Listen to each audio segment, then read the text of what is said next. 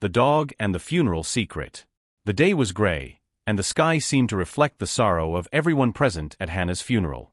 People stood silently, clutching handkerchiefs as tears streamed down their faces, reminiscing about the joyful moments they had shared with her. The wind blew softly, rustling the leaves as if nature itself was paying its final respects. Suddenly, the silence was broken. It was Duke, Hannah's loyal dog, barking insistently. Duke wasn't an ordinary dog. He was renowned for his intelligence and an almost supernatural bond with his owner. Now, standing before the coffin, he fixed his gaze on something invisible to everyone else, his barking growing louder and more urgent. The mourners exchanged uneasy glances. "What's he seeing?" some whispered.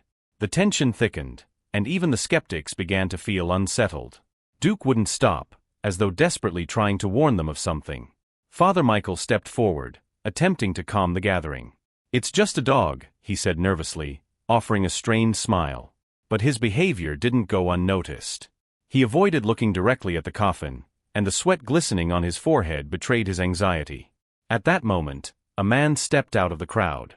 David, a newcomer to the village, was known for his sharp instincts and knack for solving mysteries. He watched Duke intently, sensing that something was amiss. Kneeling beside the dog, he murmured, "What are you trying to show us, boy?" To everyone's surprise, Duke paused for a moment, studying David as if assessing his intentions. Then, the dog began sniffing the ground, slowly moving toward the coffin. David followed closely, his curiosity piqued, while the murmurs among the attendees grew louder. "Why so nervous, Father?" David asked, his voice calm but probing. His question hung in the air, silencing the room. The priest, visibly uneasy, replied hastily, "Hannah died peacefully in her sleep." David wasn't convinced. "And why were you the first to find her? Doesn't that strike you as odd?" The tension in the room was palpable. Duke, restless again, sniffed the floor near the coffin and looked up at David, his eyes almost urging him to act. The scene reached its climax when David pulled out a small key from his coat pocket, a key Hannah had entrusted to him days before her death.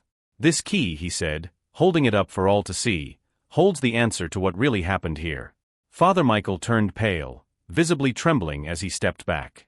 "You don't know what you're talking about," he shouted, his voice tinged with desperation.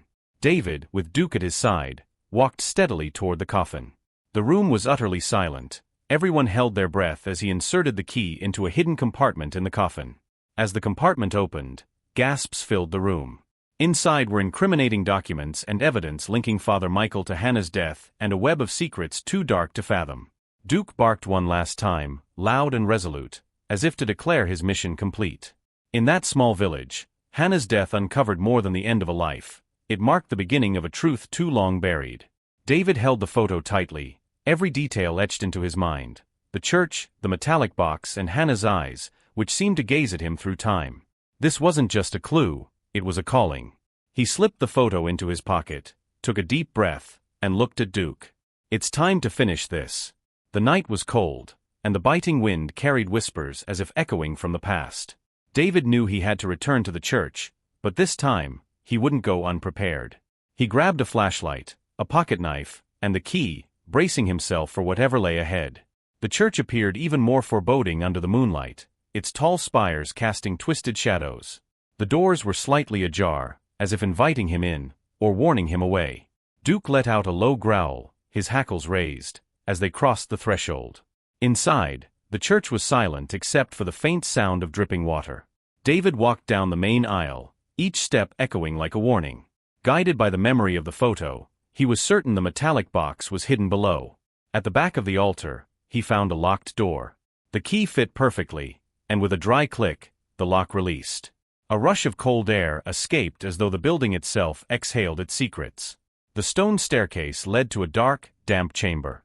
The walls bore scratches, as if someone had clawed at them in desperation. In the center of the room stood an improvised altar, and atop it lay the metallic box from the photo. David approached cautiously, his breath visible in the frigid air. But just as he reached out to take the box, a sound broke the silence, the shuffling of footsteps behind him. He spun around, his flashlight illuminating the figure of Father Michael standing in the doorway, his eyes gleaming with an unsettling fervor. "You shouldn't have come here, David," the priest said, his deep voice reverberating in the confined space. David steadied himself. "You knew what happened to Hannah," he replied, his voice steady despite the fear tightening his chest. The priest stepped forward, his expression darkening. Hannah went too far. She uncovered truths that were never meant to see the light of day. And now so have you. David took a step back, his mind racing as he analyzed the room. Duke stayed close, growling, as though sensing the impending danger. This ends now, Father Michael declared, pulling out a long rusted blade from his robe. Before he could strike, Duke leapt forward, knocking the priest to the ground. The knife clattered away, landing near David's feet. Without hesitation, David grabbed it and pointed it at the fallen priest. "Don't move," he commanded, his heart pounding. The priest let out a low guttural laugh. "You think you can fight this? Fight them? You have no idea what you're dealing with." David didn't waste time deciphering the priest's cryptic warning. He opened the metallic box.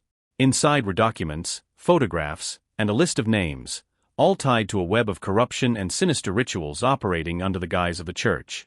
Among the names was Hannah's, with a single word scrawled beside it: danger. As David processed the revelations, the priest took advantage of his distraction, scrambling to his feet. But Duke lunged again, pinning him down. David seized the documents and fled the chamber with Duke by his side, the priest's screams echoing behind them. When they emerged into the night, David didn't stop running until they were far from the church.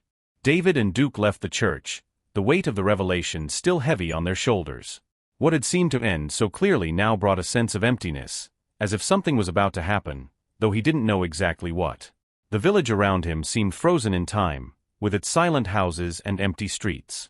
Something was wrong, but he couldn't pinpoint what it was. The next morning, he was called by the police to testify. On his way to the station, the air felt heavy, and the sun seemed weaker than usual. The village, which once pulsed with daily life, now seemed darker, more oppressive. The strange feeling that something was coming enveloped him even more. He stopped for a moment, gazing at the horizon, trying to understand what was happening. Something inside him told him that the story wasn't over, and somehow, he was about to learn more than he wanted to know. Upon arriving at the station, he handed over the documents that had been found, and the officers began to carefully examine them. However, when they opened the file box, the atmosphere shifted instantly. Inside the documents was a letter, signed by Hannah. The letter revealed something devastating. She had known everything before she died, but not accidentally. She had been murdered to ensure the secret stayed buried. But who else is involved? David asked, feeling the tension grow with each passing second. He felt an invisible presence, as if the very winds were conspiring against him.